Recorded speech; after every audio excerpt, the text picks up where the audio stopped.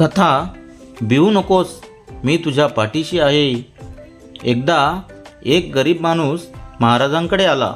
तो फार दुःखी होता. त्याच्याकडे खायला नव्हतं. संसारात अडचणी होत्या. तो म्हणाला, महाराज, माझं आयुष्य खूप कठीण आहे. मला काही मार्ग दिसत नाही.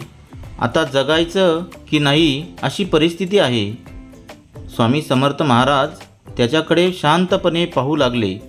महाराजांनी त्याला विचारलं, का एवढा निराश झालास?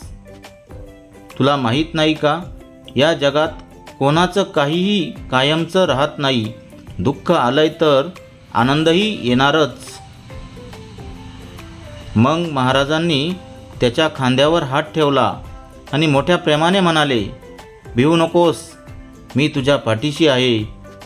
त्या एका वाक्याने त्या माणसाला इतका आत्मविश्वास आला की तो नवीन जोमाने काम करू लागला. काही दिवसात त्याचा संसार सुधारला. या कथेतून शिकवण, संकट कितीही मोठे असले तरी विश्वास आणि धैर्य ठेवा. स्वामी समर्थ महाराज नेहमी आपल्या भक्तांच्या पाठीशी असतात. भिवू नकोस, मी तुझ्या पाठीशी आहे. हे वाक्य आजही लाखो भक्तांना बळ देतं.